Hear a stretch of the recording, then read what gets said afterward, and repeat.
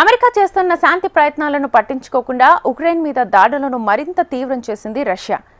తాజాగా సుమీ నగరం మీద జరిపిన భీకర దాడుల్లో 34 మంది పౌరులు మృతి చెందారు. అటు కీవ్లోని భారతీయ ఔషధ కంపెనీ గోదాములపై కూడా దాడి జరిపారు.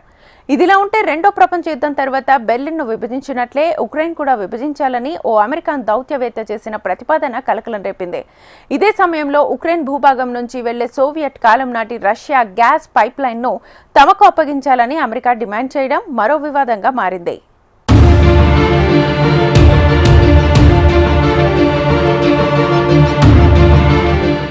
ఉక్రెయిన్ రష్యా యుద్ధం ఇప్పట్లో ఆగే పరిస్థితులు కనిపించడం లేదు.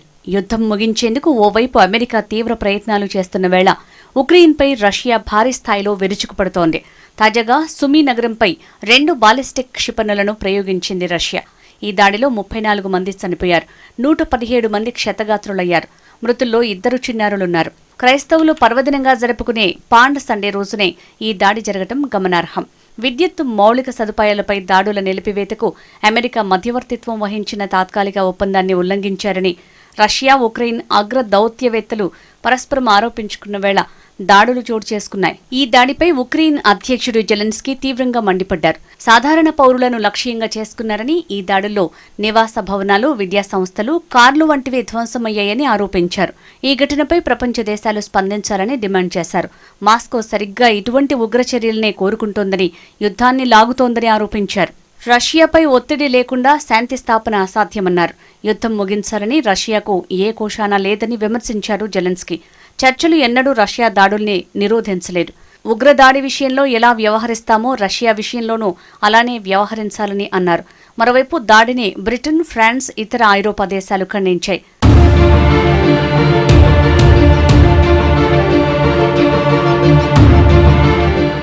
అమెరికా అధ్యక్షుడు డొనాల్డ్ ట్రంప్ ఉక్రెయిన్పై రష్యా చేసిన క్షిపణి దాడుల్ని తీవ్రంగా ఖండించారు. ఇది చాలా భయంకరమైన చర్య అని, అసలు యుద్ధమే ఓ భయంకరమైన విషయమని అన్నారు. పుతిన్ తప్పు చేస్తున్నాడని తాను ఇప్పటికే చెప్పినప్పటికీ ఈ దాడులు మరింత దారుణమని అన్నారు. దాడులపై అమెరికా జాతీయ భద్రతా మండలి స్పందిస్తూ ఇలాంటి విధ్వంసం జరుగుతోంది కాబట్టి రష్యా, ఉక్రెయిన్ యుద్ధాన్ని ఆపడానికి ట్రంప్ తీవ్రంగా కృషి చేస్తున్నారని పేర్కొంది. యుద్ధం వల్ల ఎటువంటి నష్టాలు కలుగుతాయో ఈ దాడుల వల్ల మరోసారి నిరూపితమైందని తెలిపింది. యుద్ధాన్ని ముగించడానికి ట్రంప్ చేస్తున్న ప్రయత్నాలను మరింత ముందుకు తీసుకువెళ్లడానికి అమెరికా అధ్యక్ష రాయబారి స్టీవ్ విట్కాఫ్ రష్యాకు వెళ్లిన 2 రోజుల అనంతరం ఈ దాడులు జరపడం గమనార్హం. మరోవైపు రష్యా చేసిన దాడి వల్ల జరిగిన వినాశనాన్ని ఇక్కడికి వచ్చి కళ్లారా చూడాలని ట్రంప్ను కోరారు జెలెన్స్కీ. ఈ పర్యటనతో అయినా పుతిన్ చేస్తున్న విధ్వంసాన్ని అర్థం చేసుకుని ఎటువంటి వారితో ఒప్పందం చేసుకున్నారో తెలుసుకుంటారని అన్నారు. నేను పుతిన్ను నమ్మనని చాలాసార్లు అమెరికా అధ్యక్షుడితో చెప్పాను. రష్యా మారణ హోమంలో అనేక మంది చనిపోతున్నారు. దయచేసి ఏవైనా నిర్ణయాలు తీసుకునే ముందు, చర్చలు చేపట్టే ముందు వారిని చూడటానికి రండి. ఏ నగరంలో అయినా మీరు పర్యటించొచ్చు అని తెలిపారు. ఉక్రెయిన్ ప్రజలను హత్య చేస్తూ దేశంలో మారణకాండ సృష్టిస్తున్న పుతిన్ అంటే తనకు చెప్పలేనంత ద్వేషముందని జెలెన్స్కీ అన్నారు.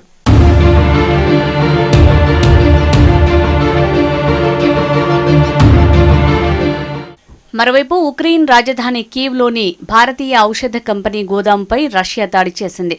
కుసుమ్ అనే కంపెనీకి చెందిన గోదాముపై ఈ దాడి జరిగిందని ఢిల్లీలోని ఉక్రెయిన్ రాయబార కార్యాలయం వెల్లడించింది.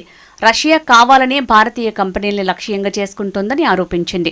పిల్లలు, వృద్ధుల కోసం ఔషధాలు నిల్వ చేసిన గోదాములపై ఇలా దాడులు చేస్తోందని విమర్శించింది.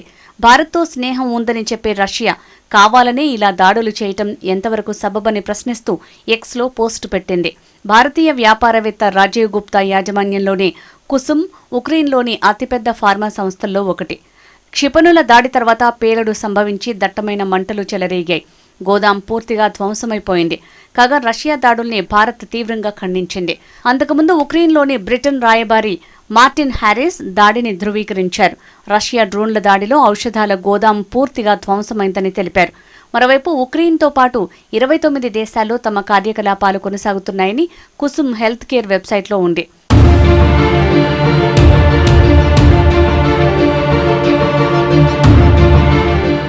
ఇదిలా ఉంటే ఉక్రెయిన్ భూభాగం నుంచి వెళ్లే సోవియట్ కాలం నాటి రష్యా గ్యాస్ పైప్లైన్ని తమకు అప్పగించాలని అమెరికా డిమాండ్ చేసినట్లు సమాచారం.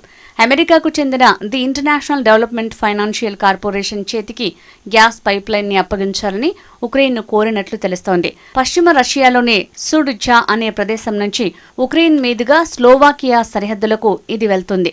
దీని నుంచి ఐరోపా దేశాలకు గ్యాస్ సరఫరా అవుతుంది. రష్యాకు చెందిన గ్యాస్ ప్రోమ్తో ఉక్రెయిన్కు ఉన్న 5 ఏళ్ల ఒప్పందం ముగియటంతో ఈ పైప్ లైన్ను జనవరి 1 నుంచి వాడటం లేదు. దీంతో పాటు ఇరు దేశాలు పంచుకోవాల్సిన ట్రాన్సిట్ ఫీజుని కూడా సస్పెండ్ చేశారు.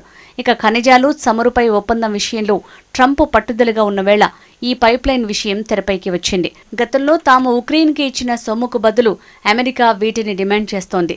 ఇప్పటికే ఉక్రెయిన్, అమెరికా మధ్య ఖనిజాల ఒప్పందం విషయంలో ఇంకా ఏకాభిప్రాయం కుదరక ఉద్రిక్తతలు పెరుగుతున్నాయి. వీలైనంత లబ్ధి పొందాలనే లక్ష్యంతో ట్రంప్ కార్యవర్గం డిమాండ్లో ఉన్నట్లు విమర్శలు మొదలయ్యాయి.